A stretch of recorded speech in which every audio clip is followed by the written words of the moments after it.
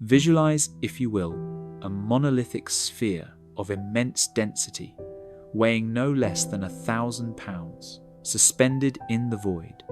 It does not hang by a chain of iron or a cable of steel, but rather by a vast, intricate web of delicate cotton threads. Individually, these filaments are frail, capable of sustaining perhaps 5 or 10 pounds before snapping under the strain. Yet, through the collective physics of distribution, 200 of them working in concert manage to defy gravity, holding the massive burden aloft in a fragile equilibrium. Now, introduce entropy, a silent blade severing threads one by one. At first, the system absorbs the shock and the sphere remains motionless. Yet, with every cut, the probability of failure rises exponentially. We approach a terminal horizon where one final, insignificant string overwhelms the collective and the physics of cooperation collapse into chaos. We may blame that last cut, but the catastrophe was written in every silent snap that preceded it. We only comprehend the demise when the floor finally gives way. For many traversing the landscape of the 21st century, this suspended sphere is the perfect allegory for the human condition.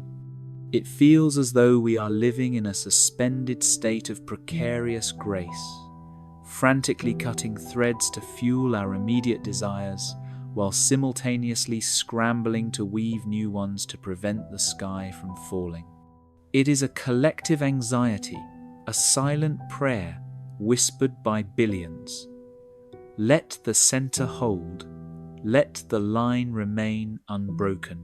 Admittedly, the vibration of the end is nigh is a frequency that has hummed in the background of human consciousness since the dawn of cognition. Our ancestors looked to the heavens and saw the wrath of capricious gods. They looked to the horizon and feared the cosmic disorder of storms, plagues, and eclipses. The fear of the apocalypse is an heirloom passed down through every civilization. Yet, a distinct shift has occurred in the modern psyche. The texture of our anxiety has mutated. The paranoia we once outsourced to mythologies and deities has found a new, tangible anchor, the human project itself. We no longer fear that the gods will destroy us. We fear that we will destroy ourselves. This sense of weirdness, this pervasive feeling that reality has slipped off its axis, is not merely a trick of the mind. It is a reflection of a fundamental alteration in the flow of history. While change has always been the heartbeat of existence, the velocity and nature of current change are unprecedented. We are navigating a temporal whiplash. Consider the cognitive dissonance of the modern elder. In a single lifespan, we have migrated from an analog world of community and certainty to a digital hallucination governed by algorithmic indifference. We now inhabit a landscape where trends evaporate instantly and AI blurs the line between the authentic and the synthetic.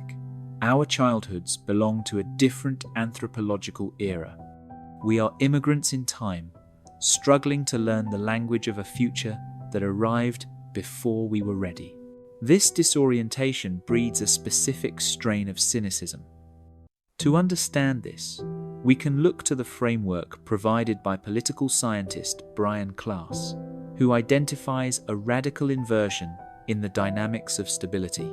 For the vast majority of our species' history, humanity operated under a paradigm of local instability and global stability. The life of an agrarian ancestor was fraught with immediate peril, a failed harvest, a sudden infection, a localized skirmish, yet the broader world remained static. Empires rose and fell slowly. Social structures remained rigid for centuries. If you were born a peasant, you died a peasant.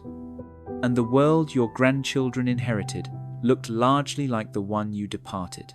Today, we inhabit the precise inverse. Local stability and global instability. For a significant portion of the industrialized world, daily life is miraculously safe. The water is clean, the food is abundant, and violent death is statistically rare. Yet, the macro structure, the global economy, the geopolitical chessboard, the biosphere itself is volatile, interconnected, and fundamentally unpredictable. We sip our coffee in climate-controlled comfort while scrolling through headlines that scream of systemic collapse. We are physically secure but psychologically besieged. This brings us to our obsession with the horizon. Think back to the dawn of your own consciousness, when you first grasped the concept of tomorrow. We are creatures who compulsively squint into the distance, trying to discern the shape of things to come. We treat the future as a territory to be mapped and conquered. But as we age, and as the world accelerates, that horizon becomes obscured by a fog of complexity. We squint harder, but we see less. The variables have become too numerous, the chaos too dense. But here lies the supreme irony. Were we ever truly able to see? We flatter ourselves by thinking we are visionaries, but history proves we are terrible psychics. We are, however, exceptional mechanics. We have never predicted our way to survival. We have engineered our way there. The future has always been a black box, a chaotic void. The difference is that now we carry the chaos in our pockets. The unpredictability of the world is no longer a distant rumour.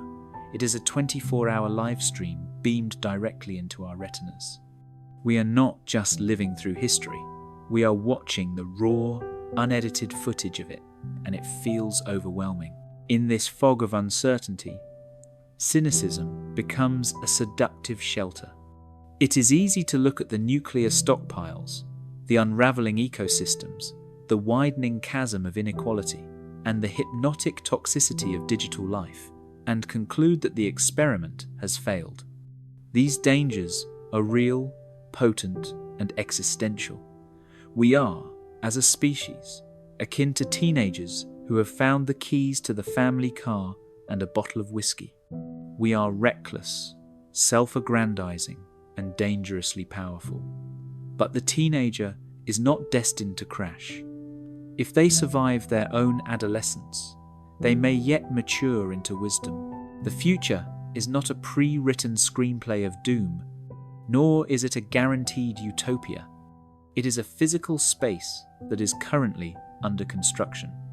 As the anthropologist David Graeber poignantly reminded us, the ultimate hidden truth is that the world is something we make, and by that logic, it is something we can make differently. We are the architects of the next moment. If we detach ourselves from the immediate panic and look at the long arc of data, a different narrative emerges, one of staggering competence. We are currently the healthiest, wealthiest, and most educated cohort of humans to ever walk the earth. 2 centuries ago, literacy was a privilege enjoyed by a scant 12% of the population. Today, nearly 90% of a much larger humanity can read and write. We have doubled our life expectancy, turning 30 years of struggle into 70 years of possibility. We have transitioned from a world of autocracies to one where democracy, however flawed, is a dominant ideal. We have tamed diseases that once erased entire civilizations and reduced violence to historical lows. So, why does the cotton string feel so ready to snap? Why does the data not comfort us? The answer lies in the architecture of the human mind. We do not live in the aggregate data. We do not live in the long run. We live in the immediate, visceral now. As the historian Yuval Noah Harari notes, satisfaction is not a product of objective conditions, but of the ratio between reality and expectation. As our conditions have improved, our expectations have ballooned into the stratosphere. We have engineered a world of miracles and then taken them for granted, leaving us sensitive only to the cracks in the pavement. The task before us, then, is not just to fix the world, but to manage our relationship with it. We must recognize that we, too, are suspended by cotton strings, our sanity, our relationships, our peace of mind. Every day, we make micro-choices that either cut a thread or weave a new one. When we choose to disconnect from the digital noise to look a loved one in the eye, we add a string. When we choose creation over consumption, empathy over bitterness, and nuanced hope over lazy cynicism, we reinforce the system. This is not a call for blind optimism. Blind optimism is naive. Rather, we need a militant, pragmatic hope. As Nietzsche warned, gazing too long into the abyss carries the risk of becoming the abyss. We must fight the monsters of our time without allowing their monstrosity to infect our own spirits. We must be generous to the present moment, for it is the only anvil upon which the future is hammered out. We have wandered far from the ancestral cave, deeper into the unknown than any before us. The terrain is treacherous, the map is blank, and the night is dark. But we have brought our tools. We have brought our resilience. We have survived ice ages, plagues, and the darkness of our own nature. We are still here. The ball hangs heavy, and the strings are thin, yes. But we are weaving still. The final string has not snapped. Perhaps the most profound reason to keep going is not certainty, but curiosity. To see if we can surprise ourselves, to see if we can outgrow our destructive adolescence. We are bound by the past, by the cold hand of ancestors who shaped our fears and our institutions, but we are not condemned to repeat them. Understanding history is the act of loosening that grip, of realizing that the way things are is not the way they must be. We can imagine a different ending. We can weave a stronger web, and that possibility alone is worth the weight of the world.